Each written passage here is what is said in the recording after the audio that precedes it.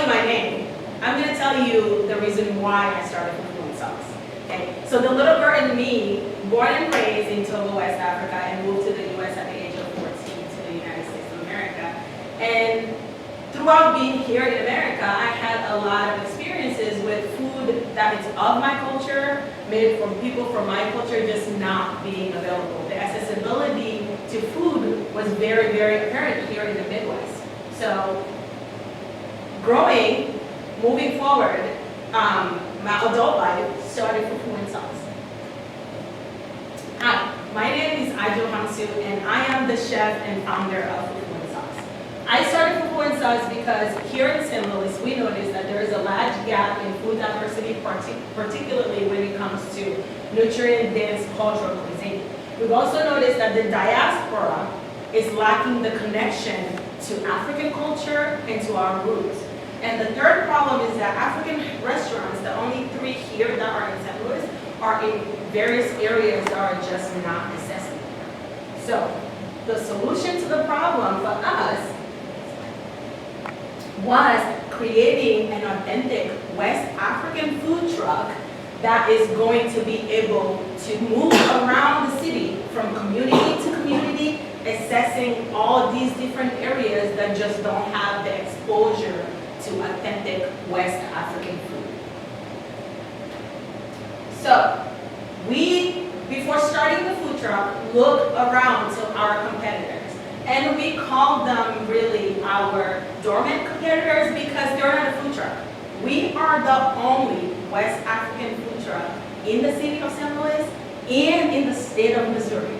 So the market is wide open for us. And what we do, instead of doing all these food that are similar and have been Americanized with African flavors, we've learned to present people with the authenticity of what West African cooking is.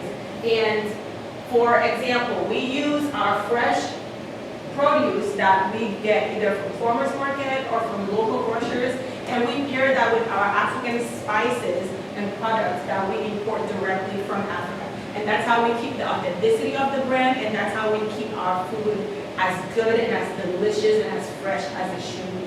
We try to incorporate technology by having our online ordering systems so that people can place their orders from home and don't always have to come to the food truck and also wait in line. The size of the market. So we have about 495,000 African people, African diaspora and people here in the St. Louis region. This means that people that are either born in Africa and then moved to the U.S. These are people that their parents were from Africa and now live in the U.S. that has now have children like myself. I have 2 kids that has now have children that are growing up in a system full of African culture, African cuisine, and they're just limited to the household, right? So you eat African food at home, but then when you go to work, there's nowhere near you that you can buy African food. When you go away to college at SLU, there's nowhere near you that you can get African food. The other side of our market are Black or multiracial population. We have a lot of African American community here in the St. Louis region that eat similar food that we eat in Africa back home, but don't understand the connection between the 2 food groups and don't understand where that stems from. So going to those communities, giving access to the people, and making sure they are aware of the food that we have to offer, and the way we're able to do that is by using our food truck and being a mobile restaurant. And then we also have our food explorer. And I call food explorers anyone that is just curious about food. You're like, well, I don't know what fufu is, but I'm gonna find out today. And we have a lot of those here in St. Louis. St. Louis is becoming a region full of food explorers. So, our market strategy. As I mentioned a little bit before, our goal and our main purpose is to fill the culture food gap that exists here in St. Louis.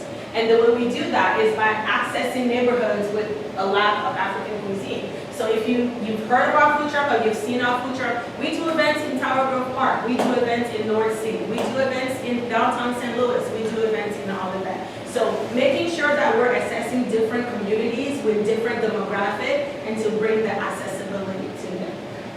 Going into June of this year, year. What is adding up to what we're adding to our business model is our packaged spices, teas, and merch. We have a big opportunity coming up this summer, and so we're capitalizing on having our spices and packages, our spices and tea that we usually have on the food truck. A lot of people want to know, how can we get your food? Well, we're also bringing this along. Our traction so far.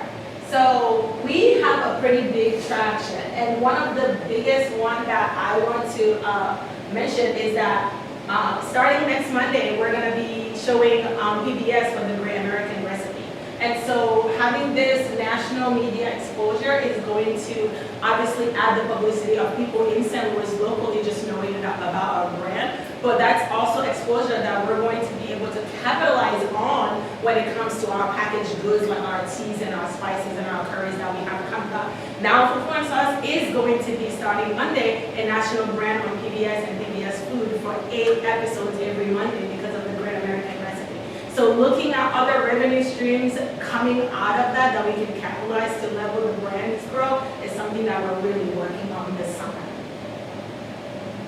Our projections. We are projecting that our revenue would increase drastically because of the Great American Recipe, but we also know that once the media attention and all of that is over, we would have to do the work. So that's why our COGS will fall from 55% to 40% of revenue. But we are still projected to grow from what we are now with all the exposure that's coming, with the growth of us here in St. Louis, with everybody getting to know about us and loving the food, by the way. So, yeah. So, this grant use that we're applying for, one of the major things that we want to do for FufuNSauce, and that's very, very much needed, is acquiring our own commercial kitchen space. Because right now, as a food truck, we work in co-op kitchens. We work in co-op kitchens with all the other food entrepreneurs in the ecosystem. Now, being in a co-op kitchen as a startup is not bad because it helps you manage costs and things like that. But as we grow, time is becoming an issue. We're not having the adequate times that we need in order to prep and cook our food because we're sharing the space with all of the other food truck entrepreneurs in the ecosystem. So we would like to have our own kitchen so we can better service and serve the St. Louis community and beyond. We want to be able to increase the amount of events that we do. We want to be able to implement new things into the system. Like one of our initiatives for our commercial kitchen is having field trip of students coming into the kitchen and learning about African culture, learning about African food, learning from the beginning of how this ties into their culture and how this is a linearity. The second thing we want to do is streamline our international supply chain. Like I mentioned to you guys from the earlier slide, some of our ingredients come directly from the continent, like our curry and our spices and things like that. So shipping cost is tremendously hard and expensive on a small business like ours. So streamlining that, increasing the amount we're purchasing so the cost of shipping can be less, or some of the things that we're going to do, making sure we can get into collaborations with shipping agents that are able to handle the shipping sizes that we have coming, and all those things cost money. So this is what we're going to be using the grant for. And the last but not least thing we're going to use the grant for is acquiring reliable full-time staff. Because right now, again, we're a startup, and so like everybody is part-time, and we don't have enough money to pay people to fully work full-time. So getting this grant will also help us acquire new members, make sure we expand the hours of the people that we currently have as staff, so we can better efficiently fulfill our mission of closing the food diversity gap that we have here in St. Louis, and eventually across the U.S., because St. Louis is not the end of our vision. We want to expand. We want to make sure that every person here in America that's of African descent, from Africa, or is just a food explorer like yourself, is able to get access to food that they want to try, food that they want to have moving forward on. So, thank you so much for having us. This is our contact information if you want to reach us, and with that, I will leave it up to any questions.